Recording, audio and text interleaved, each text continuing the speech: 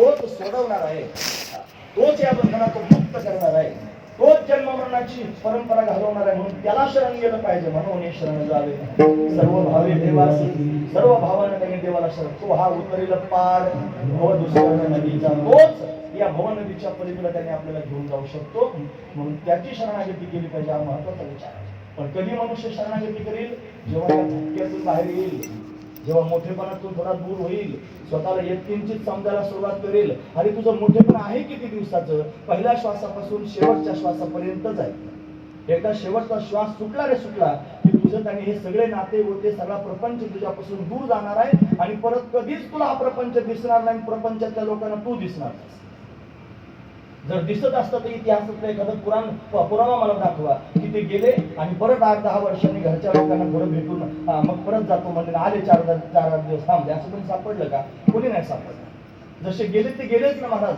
चिठ्ठी ना कोई संदेश, अशी त्यांची अवस्था आहे. तसं आपणही जाणार आहोत याचा कोण विचार करतो? आपल्याला वाटतं मी मरणारच नाही. आता कोरोना गेला पण मला कधीच नाही वाटलं मी मरण म्हणून. खरं सांगतो मी, आज तुम्ही बसला तुम्हाला पण नसेल वाटत. मग त्याने एवढी आपल्या ठिकाणी शाश्वती, एवढा आत्मविश्वास आपल्याला मी मरणारच नाही, पण मरावं लागेल मला. एक दिवस त्यांनी मरावं लागणार आहे आणि मरताना त्यांनी मला शेवटचा श्वास सुटेल आणि जर मोक्ष प्राप्त करून घेतला नसेल तर परत जन्माला यावं लागेल.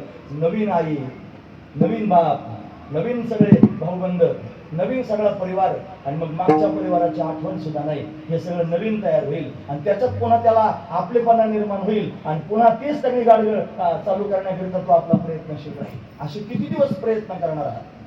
हे प्रयत्न कधीतरी बंद झाले पाहिजे. शाश्वतीवर या. विशेष असणारा विचार अंतःकरणामध्ये धारण करा आणि मग त्यांनी स्वतःच्या मनाला समजून सांगा, बाबा अरे एक दिवशी सोडायचं हे आणि जायचं. या कोणाचाच आपला संबंध राहणार नाही, कोणाची ओळखही राहणार नाही. त्यावेळेला कोण आपल्या बरोबर येणार आहे, कोण आपल्याला सांभाळणार आहे, हा महत्वाचा विचार आहे. म्हणून त्यांनी पुढच्या प्रवासामध्ये एक तरी जोडीदार करून ठेवला पाहिजे, एक तरी सोबती असला पाहिजे. आणि कोण सोबती त्यांनी असू शकतो? भगवंताशिवाय कोण आहे महाराज दुसरा सोबती? देवाशिवाय कोण आहे त्यांनी महाराज आपल्याला सांभाळणार? पण आजच त्यांनी महाराज अंतकाळीचा सोयरा, तुका म्हणे तू अंतकाळीचा सोयरा आहे आणि तू आज धरून ठेवला पाहिजे. गाफील राहू नका. तुका म्हणे इह लोकीच्या व्यवहारे नका डोळे भरे भरून राहू, डोळ्यात धूर भरून राहू नका. जाग करण्याकरिता साधू संत येतात, ते म्हणतात उठा जागे वारे आता, स्मरण करा पंढरीनाथा, भावे चरणी ठेवा माता, चुकवा व्यथा जन्माच्या. धन दारा पुत्र जन बंधू सोयरे विशून सर्व मिथ्या हे जाणून शरण रे घा देवास. भगवंताला शरण जा. तो भगवान त्यांनी महाराज शरणागतांना शरण जाण्यास योग्य आहे महाराज. तो म्हणतो सर्व धर्मान परित्यज्य मामेकं शरणं व्रज, अहं त्वा सर्व पापेभ्यो मोक्षयिष्यामि मा शुच. मी तुझ्या सगळ्या पापांचा नाश करून तुला मोक्ष प्राप्त करून देईन. त्यानं वचन दिलेलं आहे महाराज. पण त्याची शरणागती केली पाहिजे. जर त्याची शरणागती कराल तर तो परमात्मा त्यांनी महाराज तुम्हाला सहज भवनदीतून पलीकडे घेऊन जाईल. तुम्ही चिंता करण्याची काय गरज नाही. त्याला फक्त त्याच्या चरणांना मिठी घाला, त्याला आपलं म्हणा. जर भगवंताला आपलं म्हणाल तर तो परमात्मा तुमची जबाबदारी घेईल, तुमचा विडा उचलेल महाराज. आणि मग त्यांनी काय ताकद आहे काळाची तुमच्याकडे पाहण्याची, तो त्यांनी कमरेवर हात देऊन उभा आहे. आणि तो कमरेवर हात देऊन का उभा आहे त्याचं कारण त्यांनी सांगतात. भक्ता भवलक्षण जघन प्रमाण दावितो. ते म्हणतात गाते श्रोते आणि पाहते, चतुर्विनोदी दुष्यिते, सोहम भावी पूर्ण ज्ञाते, या सकळाते विनवणी करा विठ्ठल स्मरण, नामरूपी अनुसंधान. भक्ता भवलक्षण जघन प्रमाण दावितो. भक्तांना भवनदीचं लक्षण माझ्या कमरे एवढंच आहे, चिंता करू नका, असं तो सांगण्याकरिताच उभा आहे.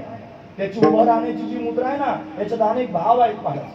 तो भक्तांना सांगतोय भवनदी कमरे एवढीच आहे, चिंता करू नका. प्रमाणम भवा फेरी धम्मामगानम नितंबकराभ्याम धृतो येन तस्मात् विधातुर्व सत्ये धृतो नाभिघोष परब्रह्मलिंगम भजे पांडुरंगम. शंकराचार्य वर्णन करून सांगतात की जो कमरेवर हात देऊन का उभा आहे तो प्रमाणम भवा फेरी धम्मामगानम.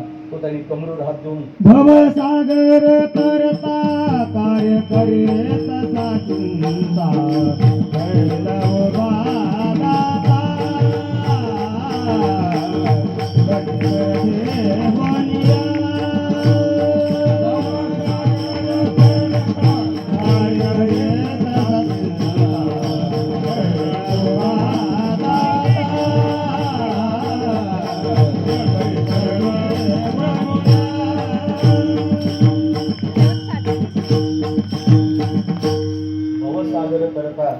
कार्य करीत असा चिंता.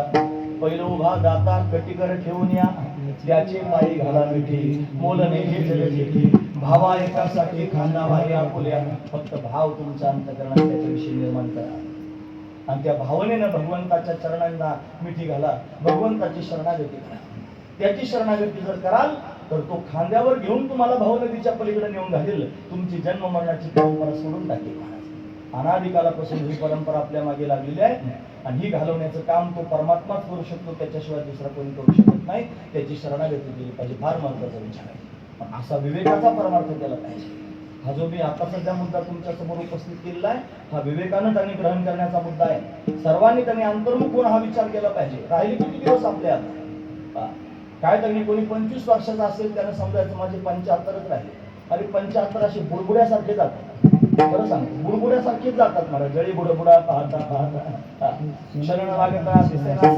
पण ते क्षण सुद्धा लागत नाही बुडबुडा त्यांनी निघून जाण्याकरिता असं जीवन त्यांनी संपून जाईल मग हे जीवन जर संपून गेलं मग भगवंताची प्राप्ती कशी होईल हे जीवन जर संपून गेलं मग हे परत जन्म मरणाची परंपरा येऊ नये याची तरतूद कशी होईल मग ज्या दिवशी त्यांनी कळालं त्याच दिवशी पहाट झाली समजा आणि उठून तयारी लागा काय तयारी करायची आता दुसरं काहीच डोळ्यासमोर आणायचं नाही आता फक्त परमात्मा डोळ्यासमोर आणायचा आणि त्याची शरणागती करायची दुसरं जगात कोणी नाही म्हणायचं की जो कोणी या भवनातून आपल्याला तारून येईल बायकोच्या समोर त्यांनी बायको माझी फार बायकोच्या जीवावर काही लोक त्यांनी उड्या मारतात मुलांच्या जीवावर उड्या मारतात किंवा माझी मुलं त्यांनी फार दष्टपुष्ट बोलत आहेत यम आल्यावर म्हणतो शांतपणे करू नकोस तू जर जास्त मुलांचं सांगायला लागलं तर मुलांना पण बरोबर घे बायकोचं जर शांतपणा सांगलं बायको पण बरोबर घे मग त्यांनी तो यम कोणाला सोडत नाही मला तो त्यांनी सगळ्यांनाच नेण्याकरिता तयार आहे मग जसा बोका उंदराला पकडण्याकरिता टपून बसला असतो तैसा काळ लोकांना नेता असेल तसा काळ लोकांना नेण्याकरिता टपून बसलाय कधी त्यांनी मला घडी घडी काळ वाटी याची पाहिजे अजून किती आहे अवकाश अजून किती काळ आहे शिल्लक असं त्यांनी मला तो मोजतोच आहे काळ लागला मापा सावध होई बापा काळ लागला मापा काळ माप घेण्याकरिता त्यांनी घालेला आहे किती दिवस याची शिल्लक राहिली करकरा दात चावून आपल्याकडे पाहतोय आणि आपल्याला नेण्याकरिता तयार आहे मग त्यांनी या कंडिशन मध्ये तुम्ही फार श्रीमंत लोकांना शरण गेलात काहीतरी करावं जन्म मरणाची परंपरा मला त्यांनी घालवायची आहे काहीतरी करा त्यांना शरण गेलात ते स्वतःच त्या काळाचे वाहतुकले ते काय तुम्हाला सोडवते बलदंड मुलांना शरण गेलात कोण तुम्हाला ती मुलं कशी काय काढतील तेच काळाची वाहतुकले बायका मुलं संपत्ती त्यांनी म्हणत काही चालत नाही यम आला आणि त्याला म्हणले बघ थोडे दिवस अजून जगू दे तुला 4-5 पेट्या देतो यम म्हणतो तुझं चलन चालत नाही ना तिकडं तुझ्या पेट्या नेऊन काय करतो हा महत्वाचा विचार आहे म्हणजे त्यांनी म्हणत तुझं कोणी सोडवण्याकरिता येत नाही परमात्मा सोडवण्याकरिता येतो म्हणून तो समर्थ असणारा परमात्मा तो काळाचाही काळ आहे म्हणून त्या भगवंताची शरणागती केली पाहिजे हे माणसाला कळावं हा महत्वाचं तुकोबऱ्यांना हे कळालं त्यांच्याही लक्षात आलं की आता या बंधनातून जर मुक्त व्हायचं असेल तर कोण मुक्त करेल तो परमात्माच मुक्त करेल म्हणून त्यांनी सगळ्या जगाला बाजूला करून देवाचा महिमा कळाला महाराज तो देव असा आहे तुझं स्थिर राही ऐसे नाही पांडुरंगाचं वर्णन नाही बरं तुझं विन काही स्थिर राही ऐसे नाही देवा तुझ्या बाजूने या जगात काही स्थिर राहत नाही कळू आली बहुतारी ती पांडुरंगा माझी चित्ती फार चांगल्या रीतीनं मला हे कळालेलं आहे काही स्थिर राहत नाही म्हणून काय केलं मी मोकलोनी आस सर्व भावे झालो दास मी त्यांनी सगळी आशाच जगाविषयीची सोडून दिली आणि तुझ्या चरणांचा दास झाला सगळी आशा सोडून द्यावी कोणाकडूनच आशा करू नये मला धनाकडून नाही मानाकडून लोकांकडून नाही कोणाकडून परिवाराकडून कोणत्या प्रकारची आशा करू नये आशा जर करायची असेल तर भगवंताकडून करावी का बरं तू का म्हणे तुझी खरा येर वाऊगा पसारा बाकीचा सगळा पसाराच आहे तू एकटाच खरा आहेस हे मला कळालं देवा आणि म्हणून त्यांनी मी तुझ्या त्या शरणागतीच्या मुद्द्यापर्यंत आलो म्हणून त्यांनी मला तूच सोडवणारा त्यांनी दिसतोस हे मला त्यांनी अशा पद्धतीने कळालं माझ्या डोळ्यासमोर त्यांनी आधार रूपाने तूच उभा आहेस म्हणून आता मी काय ठरवलेलं आहे तुला शरण यायचं कोणाला शरण तुझ्या वाचून त्यांनी महाराज असा कोण आहे जगामध्ये शरण जाण्यासारखा म्हणून कोणाला शरण जाऊ सांग तुझ्या वाचून तू त्यांनी शरण जाण्यास योग्य आहे म्हणून तुझी शरणागती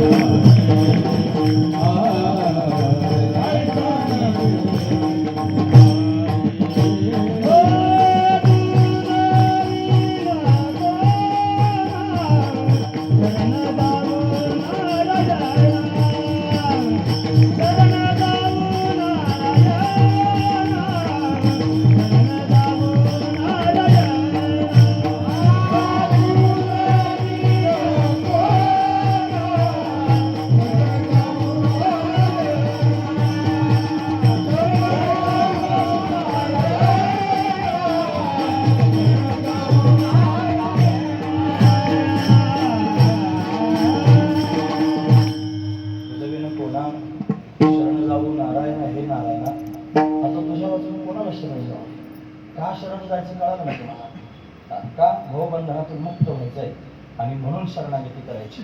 या भावबंधनातून बाकीचं कोण कसं सोडून महाराज, पण बाकीचे असमर्थ आहेत या भावबंधनातून आपल्याला मुक्त करण्याकरिता. एकच समर्थ आहे, त्याचं नाव आहे परमात्मा.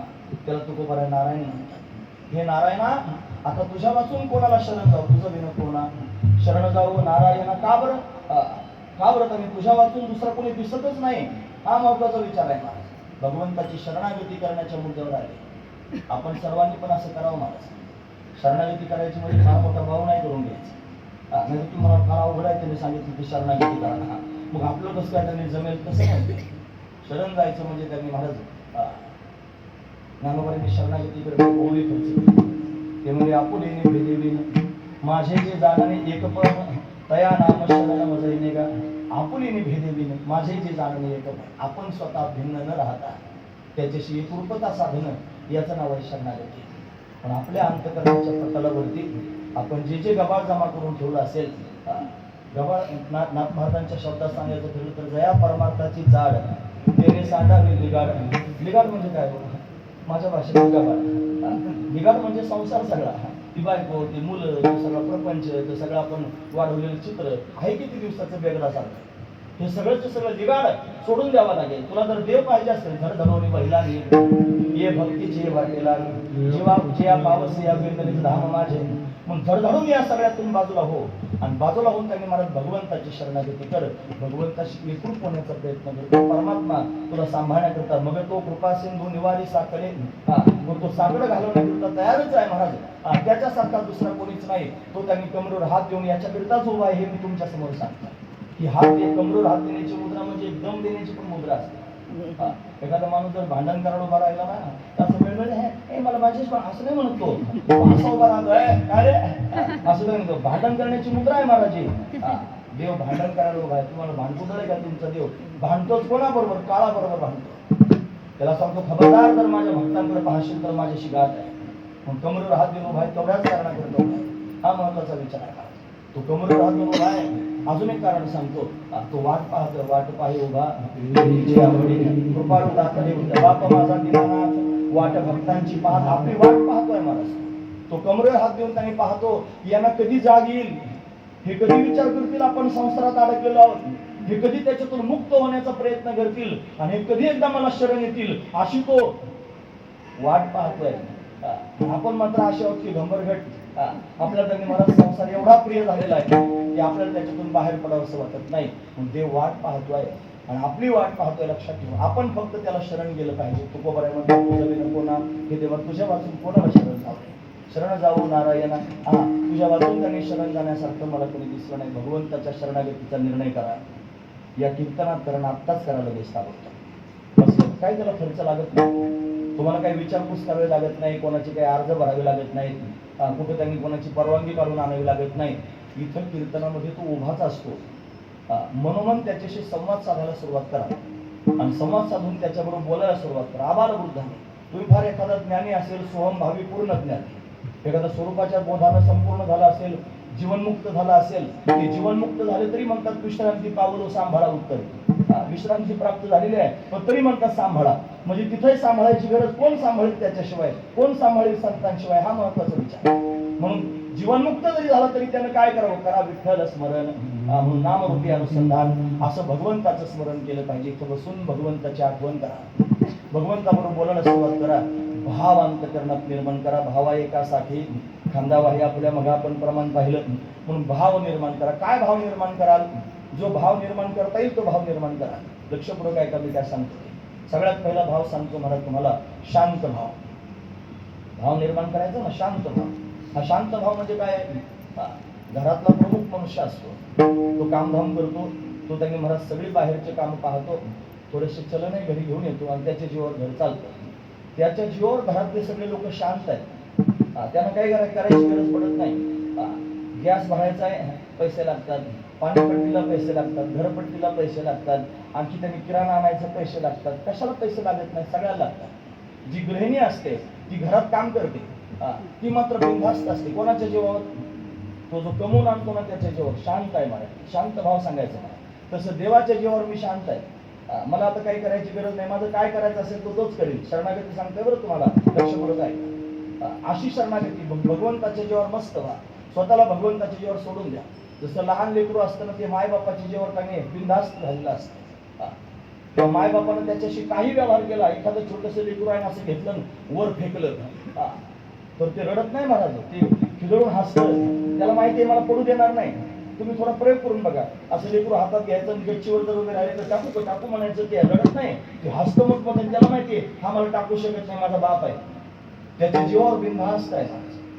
विमानातला प्रवास चालला होता, एक छोटीशी मुलगी विमानात होती आणि विमान अपघात होण्याची वेळ होती. त्याला कुठेतरी आग लागली होती. सगळे विमानातले प्रवासी घाबरले, त्यांनी अट्टहास सगळ्यांचा सुरू झाला. आता काय करायचं, आता आपण मरणार आहोत. तिच्या हातात छोटंसं पुस्तक होतं महाराज, गोष्टीरूप त्यांनी काही चित्र होती ती पाहत होती. 8-9 वर्षाची मुलगी होती, शांत निवांत बसली होती. तिची काही धावपळ नव्हती, तिला कुठं काही चिंता वाटत नव्हती, काहीच नव्हती. सगळे लोक पाहत होते, आपण एवढी त्यांनी धावपळ करतो, आरडाओरडा सुरू आहे, पण ती मात्र पुस्तकात निवांत पाहते. तिच्या चेहऱ्यावर काहीच भाव बदललेला नाही. काय झालं असेल? धर्मसंयमाला तो पायलट फार चांगला होता, त्यानं ते विमान बरोबर कुठेतरी उतरवलं, सगळे लोक सुरक्षित बाहेर आले. पण उतरताना लोकांच्या मनात असं विचार आलेलं, विचारलं पाहिजे एवढी बिनधास्त का होती? मग तिला विचारलं, बाळा एवढी बिनधास्त का होती? आम्ही सगळे मरणाच्या भीतीने त्रस्त झालो होतो, घामाघूम झालो होतो, आता मरणार अशी शाश्वती पोटात वाटत होती आणि तू मात्र बिनधास्त होती. का बिनधास्त होती? त्या छोट्याशा बाळानं त्यांनी महाराज त्या लोकांना सांगितलं, खरं सांगू का, तिची विमान चालवणारे पायलट आहेत ना, ते माझे पप्पा आहेत. आणि मला माहिती आहे माझे पप्पा मला मरू देणार नाही. फार मोठी गोष्ट आहे मला, माझे पप्पा मला मरू देणार नाही. त्या पप्पांच्या जीवावरती 8 वर्षाची ती छोटीशी कन्या निवांत होती. मग संसारात त्या पप्पाच्या जीवावर जर त्यांनी एक कन्या निवांत राहू शकते तर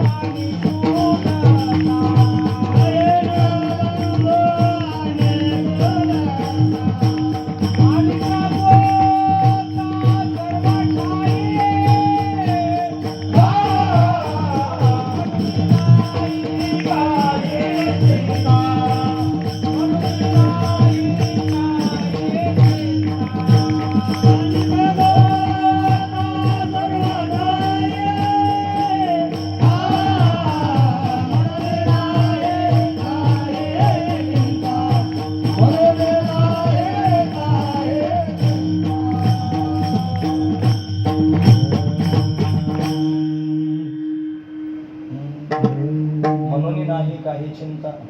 देवा आम्हाला का चिंता नाही, त्याचं कारण तू आमचा मायबाप आहेस, हा महत्वाचा विचार आहे. विठ्ठल बाप माय चुलता, विठ्ठल भगिनी आणि भ्राता, विठ्ठल विन चाल नाही गोता, तुका म्हणे आता नाही दुसरं कोणीच नाही मला, तो विठ्ठलच माझा आहे, तो मला सांभाळणार आहे. परत एकदा मगाची वाक्य आहे त्याचे अपूर्ण राहिले प्रमाणावर, परत एकदा ऐका. संसारातली 8 वर्षाची लेक त्यांनी महाराज बापाच्या जीवावर निवांत आहे. ती म्हणते माझा पप्पा मला मरू देणार नाही. मग संसारातला पप्पा जर त्या मुलीकरता अट्टहास करून तिला वाचवण्याकरिता प्रयत्न करत असेल तर जगाचा बाप आहे महाराज तो. त्यांनी महाराज आपल्याला कसा सोडून दे, तो सगळं जीवांचा तरी तो सांभाळ, तुझं मोकळीला नाही, अरे तोच सगळ्यांना सांभाळणार आहे. म्हणून तुमच्या जीवनात काय कष्ट येत नाहीत का? तुमच्या जीवनात काय संकट येत नाहीत का? तुमच्या जीवनात काही प्रतिकूलता येत नाही का? मनाविरुद्ध काही घटना घडत नाहीत का? बाहेर लोक फार छान त्यांनी बोलतात, पण घरामध्ये त्यांनी मला तेवढी किंमत लोकांना मिळतेच असं नाही. फार कष्ट असतात घरामध्ये, फार वेदना असतात, सांगत नाही ती गोष्ट वेगळी आहे. एवढे कष्ट त्यांनी प्रपंचात भोगायला मिळतात. या कष्टांमध्ये जर उभं राहायचं असेल, या दुःखात जर उभं राहायचं असेल तर माझं म्हणणं आहे का, शांत भाव धारण करा. तो माझा मायबाप आहे, तो मला सांभाळणार आहे, त्याच्या वाचून मला दुसरं कोणी नाही. जर त्यांनी बाकीचे फार त्रास देत असतील तर मग मनात असा निर्णय करा, यांचा काय संबंध आहे माझा, हे कोण आहेत? सरळ गोष्ट आहे, हे कोण आहेत? यांचा माझा संबंध फक्त पहिल्या श्वासापासून शेवटच्या श्वासापर्यंत. हे माझा छळ करतात, हे माझा जाच करतात, मला एवढ्या वेदना त्यांनी देतात, यांचा संबंध फार थोड्या काळापुरता आहे, किती केलं तर हे परकेच आहे. माझं आपलं म्हणण्यासारखं जर जगात कोण असेल तर फक्त परमात्माच आहे, त्याच्या वाचून दुसरं कोणी आपलं नाही. कधी येता आणि मध्ये येता भक्तिशास्त्रातल्या श्रेष्ठ अवस्था आहेत माझ्या. कधी येता जेव्हा मी फक्त तुझाच आहे, मध्ये येता देवा त्यांनी तूच फक्त माझा आहेस, आणि कधी येतात हे सगळं जग तुझंच आहे, माझं याच्यात काहीच नाही, हा सगळा तुझा खेळ आहे, मी त्याच्यातलं भातुकलाय. परत एकदा ऐका, कधी येतात देवा, मी या जगातल्या कोणाचाच नाही, मी फक्त तुझाच आहे. मधी येतात शरणागती ऐकायची ना तुम्हाला, याचंच नाव शरणागती आहे, ही शरणागती आहे. मधी येतात या जगामध्ये फक्त तूच माझा आहेस, तुझ्या वाचून या जगात दुसरं माझं कोणी नाही. आणि कधी येतात हे सगळं तुझंच आहे देवा, याच्यात त्यांनी माझं काही लवलेश नाही, अशी भूमिका ज्याच्या पोटात निर्माण होते तो देवावर त्यांनी महाराज पूर्णपणे स्वतःला झोपून देतो. मग तो माझा मायबाप घेल ताप हरुणी, मग तो ताप हरून घेतो महाराज. मग त्याच्या जीवावर मनुष्य त्यांनी शांत होतो, याला शांत भाव म्हणतात. अशी शरणागती करावी. मग शांत झाले देवाच्या जीवावर, पण ते शांत होऊन काय करतं महाराज, तो सांभाळतो ही शाश्वती अंतकरणात आली इथपर्यंत ठीक आहे. पण जो सांभाळतो एखाद्या राजाच्या जीवावर प्रजा निवांत असते, त्या प्रजेला फार आनंद होतो, राजा आपल्याला सांभाळतोय. पण कुठेतरी प्रजेच्या अंतकरणात हा भाव असतो, त्यांच्या जवळ गेलं पाहिजे, त्यांच्याशी चार शब्द बोलता आले पाहिजे. एखादा नावाजलेला मनुष्य असावा, काही मंत्री असावा, फार श्रीमंत असावा, प्रसिद्ध असावा, आणि त्याचा त्यांनी सगळ्या लोकांना परिचय असावा, आणि तो मनुष्य त्यांनी सगळ्या लोकांमध्ये मोठ्या अगदी दिमाखात फिरत असतो. पण तो फिरत असताना सगळ्या लोकांच्या मनात कुठेतरी हा भाव असतोच की आपला त्यांचा परिचय झाला पाहिजे, 2 मिनिटं का होईना पण त्यांच्याशी आपल्याला त्यांच्या सानिध्यात जाता आलं पाहिजे. तसं देव सांभाळणार आहे, जग सांभाळतो, सगळी त्यांनी कृपा करतो, हे सगळं आपल्याला माहिती आहे. आपण शांत झालो त्याच्या जीवावर, तर त्याच्या पुढचा मुद्दा लक्षात घ्या ना, कधीतरी त्याच्याशी बोलण्याचा प्रयत्न करा ना, कधीतरी त्याच्या सानिध्यात जाण्याचा प्रयत्न करा ना, कधीतरी त्याची संगती करण्याचा प्रयत्न करा ना. ही संगती आपल्याला करता येऊ शकते. काय करावं लागेल, भाव बदलावा लागेल.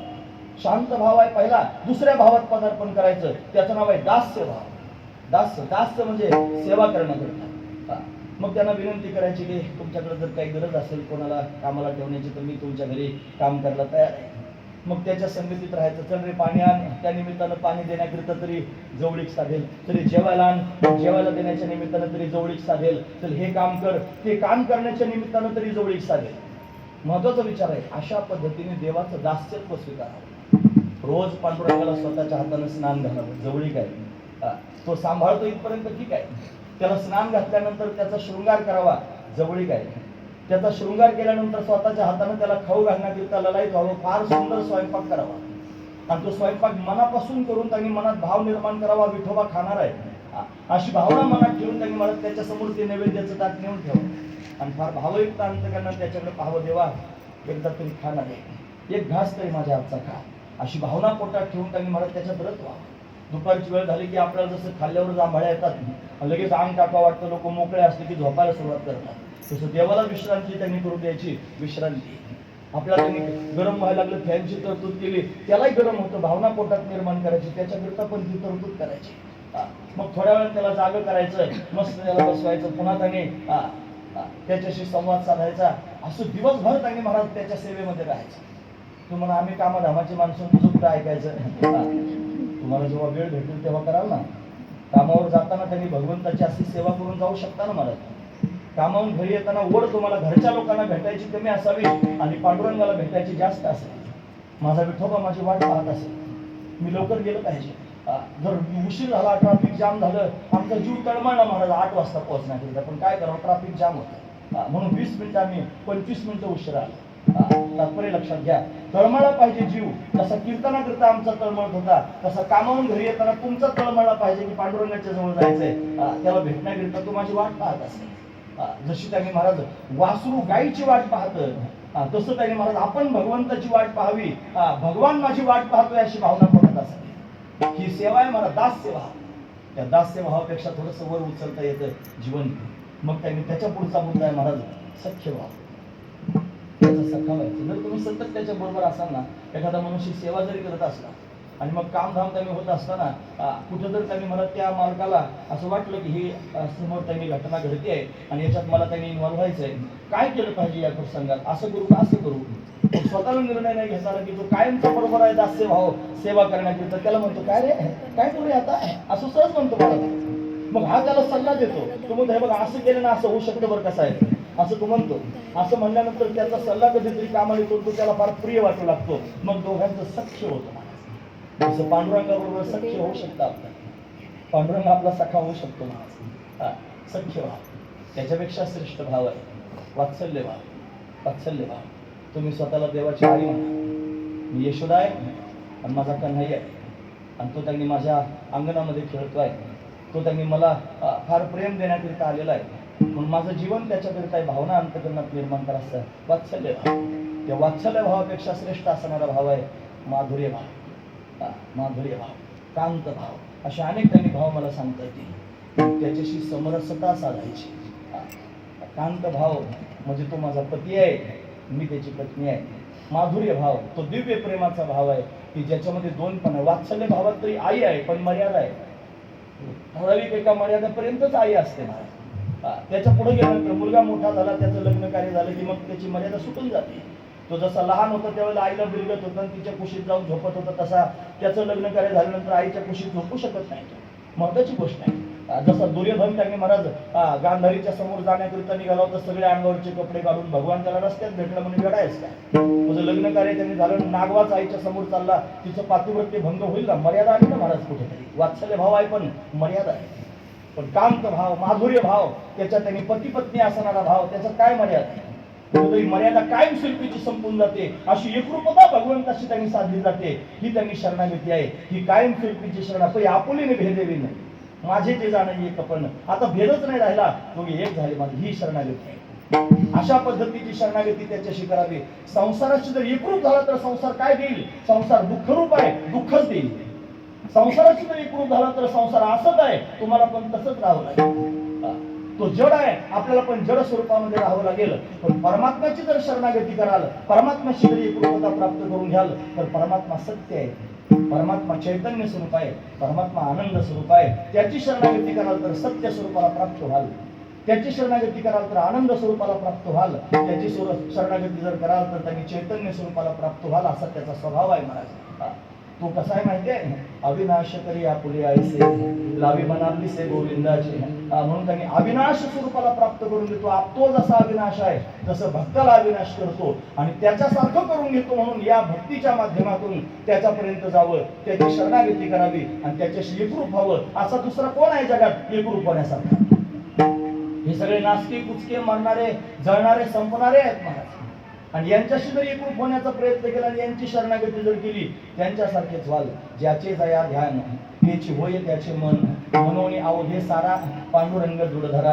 मनाला ज्याचं ध्यान करायला लागतं ते मन त्याच्यासारखंच होतं. जर संसाराची शरणागती करायला संसाराला आपलं म्हणाल तर तुम्ही संसारासारखेच व्हाल.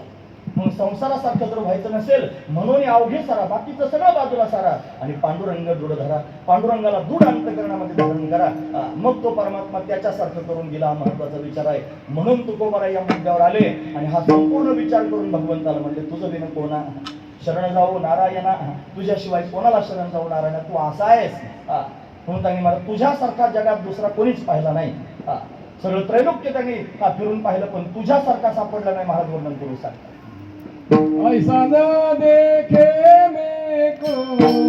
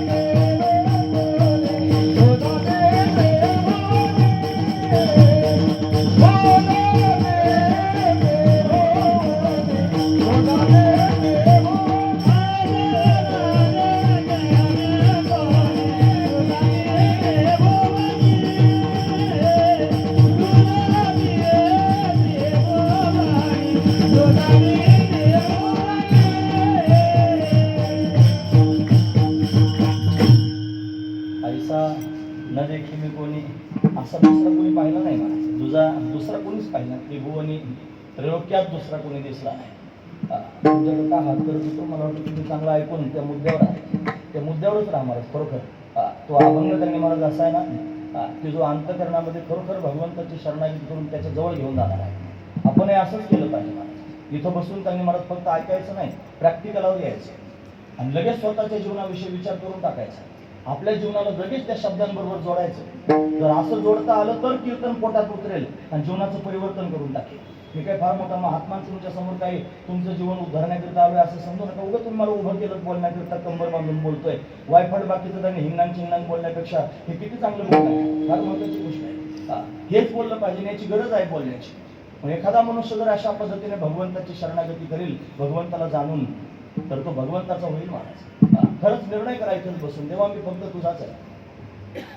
मी बायकोचा, मुलाचा, घराचा, प्रपंचाचा कोणाचा नाही. मनाबरोबर मनातले मनात जमतं का प्रॅक्टिकलाच करायचं ना आपल्याला हे सगळं. तो खरंच आता मी कंबर बांधून त्यांनी बोलतो. मी जर उद्या त्यांनी महाराज बायकोच्या छंदात अडकलो तर देव म्हणून भामट्या कीर्तन बांधून लोकांना सांगत होता, कंबर बांधून लोकांना सांगत होता, देवा मी फक्त तुझाच आहे आणि तू तर तिच्या पदराला धरून फिरतो असं म्हणाल ना महाराज तो. म्हणून म्हणताना जबाबदारीने म्हणलं पाहिजे, फार महत्वाचा विचार आहे. इथं त्यांनी खोटं नाटक बोलून कसं चालेल? खोटं नाटक घरी बोलायचं बायका पोरांच्या समोर, भामटेपणा तिथं करायचा, देवासमोर कसं चालेल महाराज? इथं जर निर्णय घेतला ना देवा मी तुझाच आहे, तर परत शब्द बदलायचं काही काम ठेवायचं नाही महाराज. जबाबदारीने निर्णय घ्या. असा निर्णय घेतल्याशिवाय जन्म मरणाची परंपरा जायची नाही.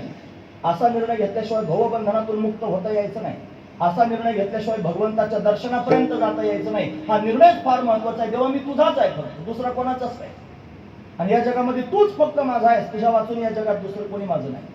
हे दिसणारं जगत तुझाच खेळ आहे देवा, याच्यात मी का हस्तक्षेप करतो? हे माझं ते माझं म्हणण्यात का बरोबर वेळ घालीत असो?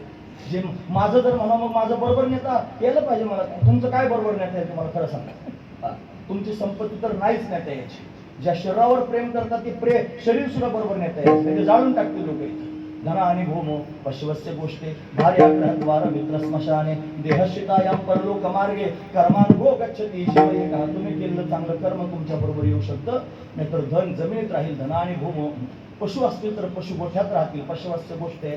भार्या म्हणजे पत्नी, ग्रहद्वारे बायको घराच्या द्वारापर्यंत राहील, मित्र स्मशानापर्यंत येतील. मित्र स्मशाने, आणि ज्या देहाला फार स्नो पावडर लावत होते, फार त्याचा मेकअप करत होते, तो देह चितेपुरताच बरोबर राहील. आणि चितेच्या पुढे गेल्यानंतर त्यांनी कोणी तुमच्या बरोबर येणार नाही. तुमचं कर्म तुमच्या बरोबर येईल. यातले जर कोणीच बरोबर येणार नसतील, हे शरीरही आपल्या बरोबर येणार नसेल, या जगातलं काही जर आपल्याला बरोबर नेता येत नसेल, माझं का म्हणू मी त्याला मी माझं म्हणतो म्हणून तर दुःखात आहे.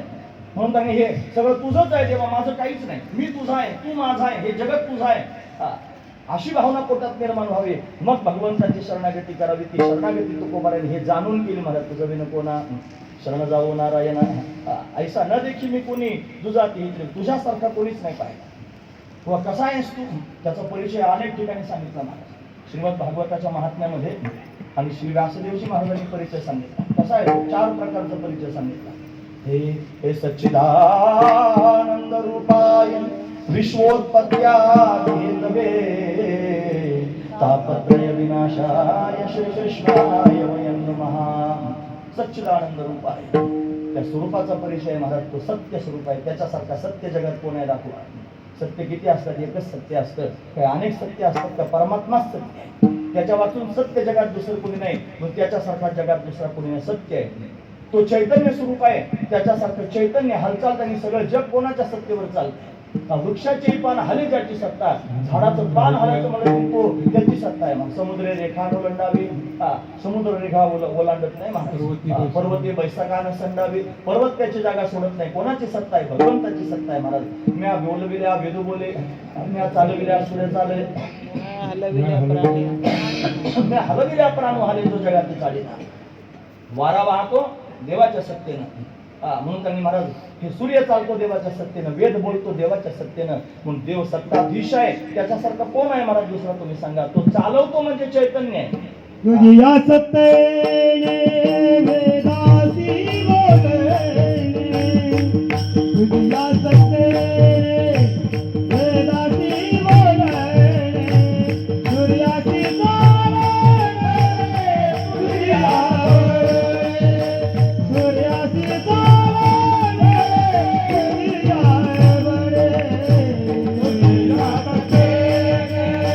वेदाचे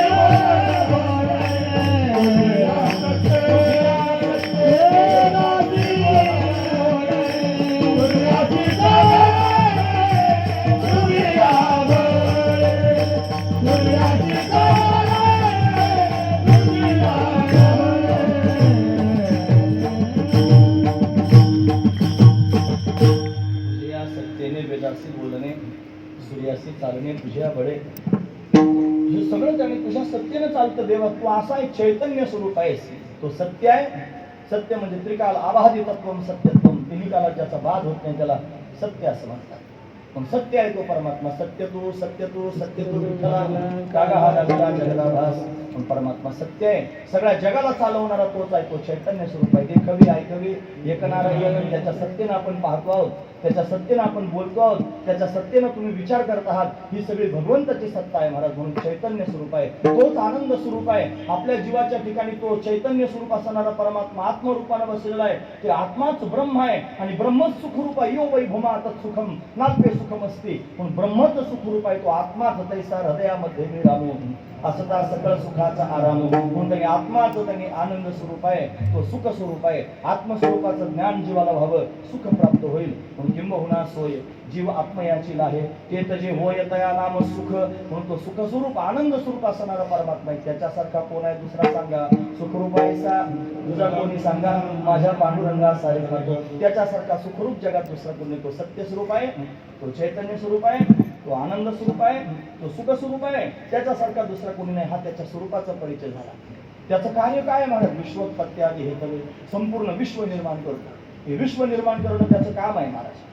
किम कर्म हा प्रश्न विचारला भागवतामध्ये. त्यांनी सांगितलं कर्मसृष्टी आदी लक्षण. म्हणून भगवंत त्यांनी सृष्टी निर्माण करतो. रचा हे सृष्टी कोजिस प्रभूने वही ये सृष्टी चला रहा है. तो संपूर्ण सृष्टीला निर्माणही करतो आणि संपूर्ण सृष्टीला चालवतो सुद्धा. तो चालक आहे संपूर्ण सृष्टीचा. तो सृष्टी निर्माण करण्याचं का. त्याच्यासारखी सृष्टी आपल्याला नाही तयार होत. त्याने तयार केलेल्या सृष्टीवर आपण मकरू शकतो. एखाद्या रंग जर गोळा पान मिळाला ते मकरत राहतं जन्मभर. मी फार गोळा पान आहे. तू काय तयार केलं सांग. तुला कसं काय गोरा रंग घेता आला. तो देवानं तुला दिला. माझं नाक फार चांगलं, माझे डोळे फार चांगले, माझं असं फार चांगलं. आणि तुला काय तयार करायचं तर त्याने दिलंय तुला. हा महत्वाचा विचार आहे. तू झाड लावू शकतो, झाड वाढवू शकत नाही. त्या नारळात वरती पाणी नेऊन घालण्याची क्षमता तुझ्याकडे नाही. कोणती मोटर लावली सांगा ना. आपल्याला काय करता येतं. तो सगळं करतो. आपल्या त्यांनी महाराज प्रत्येक श्वासाचं नियमन तो करतो. श्वास आत जातो बाहेर जातो हे सगळं तो त्यांनी करतो. महत्वाचा विचार आहे महाराज. आपल्या अंगातला रक्ताचा थेंब सुद्धा आपल्याला तयार करता येत नाही. तो करतो. हे संपूर्ण विश्व तो निर्माण करतो. पण असा निर्माण करणारा दाखवा कोणी आहे का जगामध्ये. तुकोबा म्हणतो ऐसा न देखे मी कोणी. तो सत्य आहे. ऐसा न देखे मी कोणी. तो चैतन्य स्वरूप आहे. ऐसा न देखे मी कोणी. तो आनंद स्वरूप आहे. ऐसा न देखे मी कोणी. तो सुख स्वरूप आहे. ऐसा न देखे मी कोणी. असं नाही. तो जगाला निर्माण करतो. दुसरा कोणी पाहिलं नाही. ऐसा न देखे मी कोणी. तो तीन तापांचा नाश करतो महाराज. तापत्रय विनाश आहे. आध्यात्मिकता, बाधिभौतिकता, बाधिदैविकता, तीन तापांमध्ये आपण भर पडतो. या तापाची निवृत्ती करण्याकरिता आपण अट्टहास करतो. हे ताप त्यांनी आपण घालवतो सुद्धा. पण त्याची लयरूप निवृत्ती होते. लयरूप निवृत्ती होणं वेगळं, आत्यंतिक निवृत्ती होणं वेगळं. आज जर ताप आला अंगाला दवाखान्यात गेलो, गोळ्या औषधं घेतले, डॉक्टरने सांगितलं तुला मलेरिया झालेला आहे आणि तू त्या गोळी खाली की बरा होतो. एक 8-15 दिवस जरी की त्याला परत टायफॉइड होतो. एक ताप गेला दुसरा येतोच महाराज. हा लयरूप निवृत्ती झाली, आत्यंतिक नाही. या दुःखाची जर आत्यंतिक निवृत्ती व्हावी असं वाटत असेल तर भगवंताची शरणागती करा. तो दुःखच ठेवणार नाही महाराज. मागील परिहार असा दुःख घालवणारा, तीन तापांचा नाश करणारा तो परमात्मा आहे. असा कोणी पाहिला तुम्ही. तुकोबा म्हणतात ऐसा न देखे मी कोणी. असा मी सुद्धा कुठे पाहिलं नाही म्हणतात. तापत्रय विनाशाय कोण आहे तो. म्हणजे श्रीकृष्णाय वयं नमः. तो श्रीकृष्ण आहे. त्याच्यासारखं कोण आहे. तो अनेक अवतार घेतो. तो भक्तांचं संरक्षण करण्याकरिता त्यांनी महाराज मासा होतो. तो भक्तांचं संरक्षण करण्याकरिता कासव होतो. तो भक्तांचं संरक्षण करण्याकरिता सुकर होतो. तो भक्तांचं संरक्षण करण्याकरिता नरसिंह होतो. तो काय करत नाही महाराज. आम्हासाठी अवतार मत्स्य कुर्मादी सुकर मोहे धाव घाली पान्हा नाम घेता पंढरे राणा. अरे आमचा सांभाळ करण्याकरिता येतो. कोठे न दिसे पाहता उडी घाली अवचित त्यांनी अशा पद्धतीने येतो आणि भक्तांना सांभाळतो. हा त्याचा स्वभाव आहे महाराज. हा महत्वाचा विचार आहे. मग तो त्यांनी सांभाळण्याकरिता येतो आणि भक्तांकरिता काहीही होतो. महाराज म्हणतात शुष्क काष्टी गुरुगुरी लाज हरी न धरता. अरे लाजही त्याला वाटत नाही. भक्तांचा सांभाळ करण्याकरिता अशा अवस्थेत येतो. असे अनेक रूप त्या भगवंताचे आहेत महाराज. ते सगळेचे सगळे रूप त्याचेच आहेत. पण त्या सगळ्या रूपांमध्ये विशेष असणारं रूप जर कोणतं असेल तर कृष्ण रूप आहे. तो अनेक प्रकारने अवतार घेऊन येतो भक्तांकरिता. अनंत अवतार घेसे भक्ता कारणे. घेसे भक्ता कारणे. अनंत अवतार घेसे भक्ता कारणे. घेसे भक्ता कारणे. तन बाळो काळो दिनाला घेऊन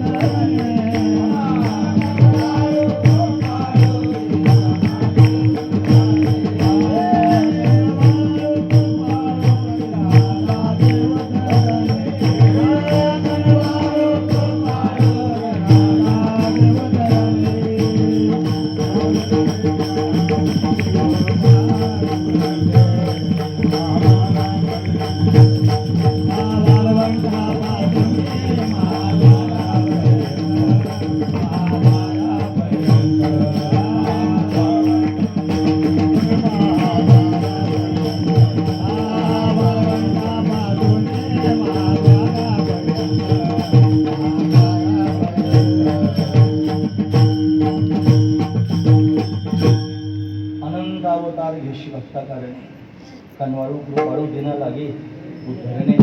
कनवाळू कृपाळू असा तो भगवान आहे महाराज. दिनांचा उद्धार करण्याकरिता अनंत अवतारांच्या राशी तो हा उभा विटेवरी.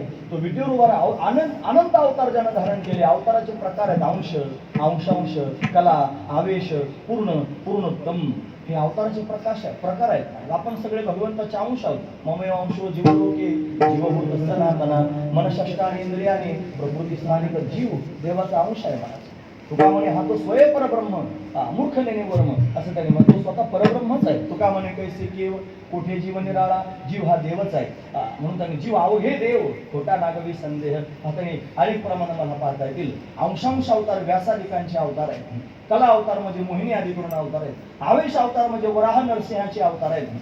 तो त्यांनी पूर्ण अवतार प्रभू रामचंद्राच्या रूपाने प्रत्यक्ष प्रगट झाला आणि पूर्णोत्तम अवतार श्रीकृष्ण रूपाने प्रत्यक्ष प्रगट झाला आणि तोच कृष्ण परमात्मा विटेवर उभा राहिला. गीताजीने उपदेश दिले ते हे विटेवरी माऊली. तोच विटेवर उभा असणारा नारायण आहे महाराज. पण तो एवढे अवतार भक्तांकरता घेतो. तो कृष्ण परमात्मा तोच पांडुरंग आहे. तो त्यांनी सगळ्या जगाचा मालक आहे. पण त्याच्यासारखा कोण आहे महाराज जगात दुसरा? ऐसा न देखे मी कोणी. त्याच्यासारखा कोण आहे? फार महत्वाचा विचार आहे. म्हणून तोच सर्वश्रेष्ठ आहे. त्याच्याकडे पाहावं. त्याचं सौंदर्य त्यांनी महाराज मोठ्या मोठ्या लोकांना विधून घेतो. भगवान त्यांनी शंकरासारखे बापुडे झाले आणि त्याच्या पोटाला आले. काम बापुडा झाला आणि त्याचा मुलगा होऊन प्रद्युम्न होऊन अशा पद्धतीने जन्माला आला. लक्ष्मी बावळली आणि त्याच्या पायाजवळ बसली महाराज. हा महत्वाचा विचार आहे. सगळं जग त्याच्या मागे मागे फिरतं. त्याच्याकरिता वेडे झाले महाराज सगळे. एवढा सुंदरच आहे. काय त्याचं सौंदर्य वर्णन करून सांगू. इतका सुंदर आहे महाराज. हे बरहातडम नटवर वपू कर्णयो कर्णकारम विभ्रत वास कनक कपिशं वैजयंतींच मालाम रंध्रान वेणुराधर सुधया पुरेन गोपवृंदय वृंदारण्यम सपद्रमनम भाविषद्येत कीर्ती. बरहातडम मस्तकावर मोराचा पीस आहे. अतिशय सुंदर सावळा सुकुमार आहे. कर्दळीच्या गाभा समान ज्याचे चरण आहेत. तो देहुडा चरण उभा राहतो. एक पाय सरळ आहे, एक पाय तिरका ठेवलेला आहे. त्याच्या पायाची नख स्फटिकासारखी दैदिप्यमान आहेत. अतिशय कोमल असणारे चरण. त्याच्यामध्ये त्यानं पैंजण घातलेले आहेत. त्यानं पिवळा पितांबर परिधान केलेला आहे. त्याची कंबर सिंहासारखी लवचिक आहे. त्यानं कमरेला शेला बांधलेला आहे. त्याचं उदर त्रिवलीने युक्त आहे. त्याची नाभी अतिशय सखोल आहे. त्याचं वक्षस्थल विस्तीर्ण आहे. त्याचा कंठ शंखासारखा सुंदर आहे. त्याची हलवटी अतिशय मोहक आहे. त्याचे कपोल म्हणजे गाल अतिशय दिव्य आहेत. त्याची नासिका म्हणजे नाक सरळ आहे. त्याच्या भुवया धनुष्याकृती आहेत. त्याचे डोळे कमला समान आनंददायक आहेत. त्याचं उंच असणारं कपाळ आहे. त्याच्यावर मर्यागिरी चंदन लावलेलं आहे. त्याच्यावर केशराची उटी दिलेली आहे. त्याच्या मस्तकावर सोनेरी रंगाचे कुरळे केस आहेत. त्यानं मोर मुकुट धारण केलेला आहे. त्याच्या कानामध्ये दिव्य कुंडले आहेत. त्याचे ओठ कुंद रुपलासारखे लाल आहेत. त्याचे दात रत्नांची ओळी ठेवल्यासारखे सुंदर दिसत आहेत. स्मित हास्य करतो आहे. दिव्य त्याचे हात आहेत. त्या हातामध्ये मनगट्या घातलेल्या आहेत. दंडामध्ये बाजूबंद घातलेले आहेत. त्यानं मुरली हातात घेतलेली आहे. ती मुरली आधारावर ठेवून अशा पद्धतीने वाजवतोय आणि अतिशय सुंदर दिसतोय महाराज. हे अधरम मधुरम वदनम मधुरम नयनम मधुरम हसितम मधुरम. अतिशय सुंदर सगळं मधुरच मधुर आहे महाराज. त्याच्यासारखं जगात त्यांनी माधुर्य कोणाकडे पाहिलं नाही. म्हणून त्याचं चिंतन करता करता जीव त्यांनी त्याचाच होऊन जातो. म्हणून त्यांनी महाराज त्याच्यापासून वेगळं व्हायच्या त्यांनी स्थिती शिल्लक राहत नाही. ही त्याची शरणागती आहे आणि अशी शरणागती त्याला जाणून आपण केली पाहिजे. ही शरणागती तुकोबराने केली म्हणतात. तुझं विन कोणा शरण जाऊ नारायणा ऐसा न देखे मी कोणी तुझा ते त्रिभुवनी. म्हणून तू स्वरूपानं त्याने श्रेष्ठ आहेस. तू कार्यानं श्रेष्ठ आहेस. तू स्वभाव तुझा तीन तापांना घालवणारा भक्तांना सांभाळणार आहेस आणि अतिशय सुंदर रूप धारण करून भक्तांच्या समोर प्रगट होतो. ऐसा न देखे मी कोणी. असा तुझ्यासारखा दुसरा कोणी पाहिला नाही रे देवा. कोणाला विचारलं कोणी सांगितलं तुम्हाला? ते म्हणजे असं उगाच नाही म्हणत मी. मग मी अनेक पुराण पाहिलेले आहेत. मी दर्शन हा म्हणा पाहिली पुराणे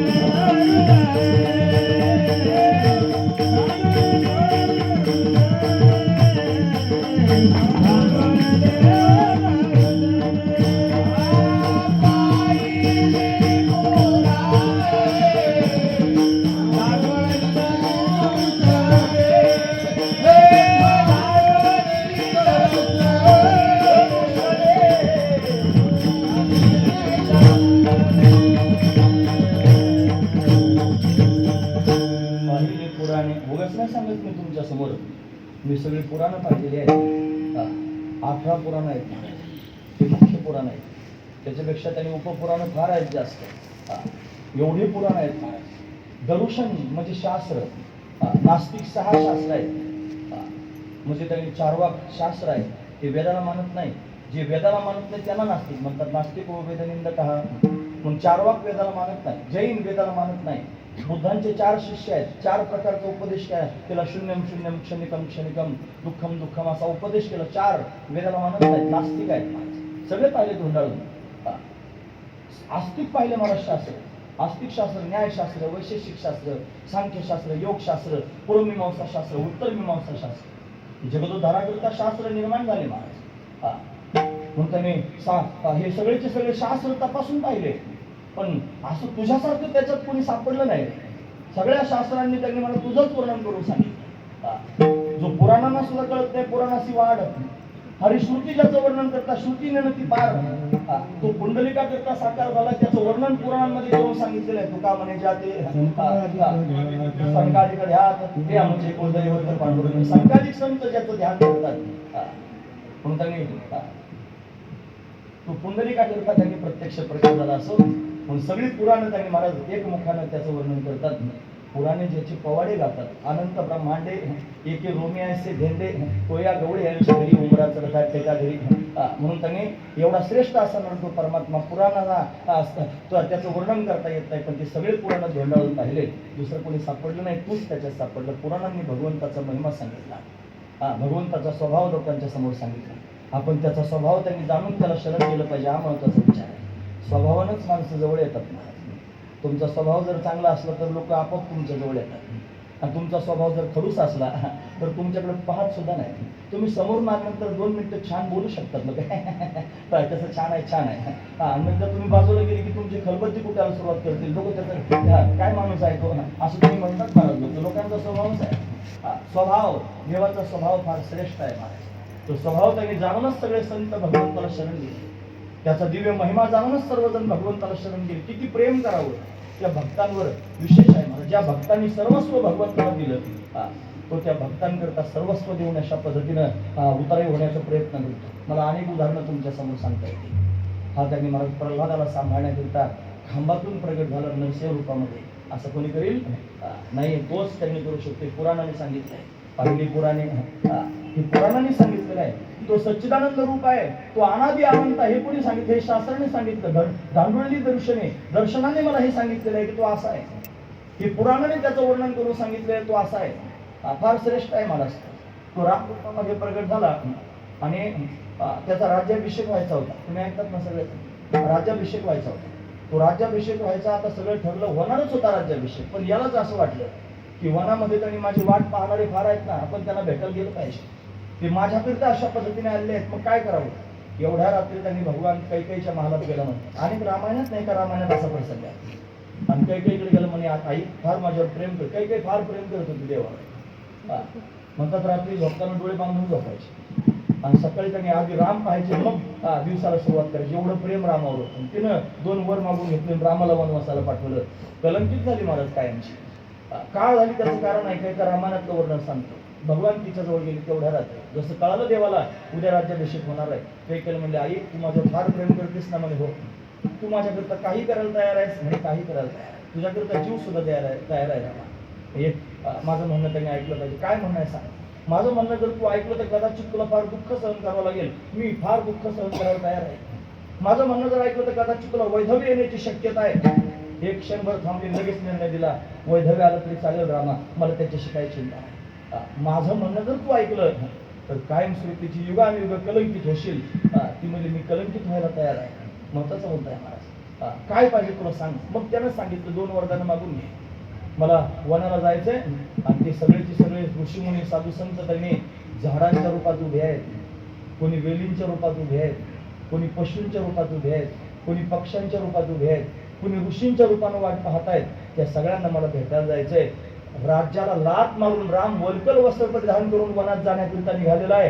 राज्य महत्वाचं वाटेल का वन महत्वाचं वाटेल माणसाला? काय तुम्ही 2 मूर्ती समोर ठेवल्यानंतर काय स्वीकाराल?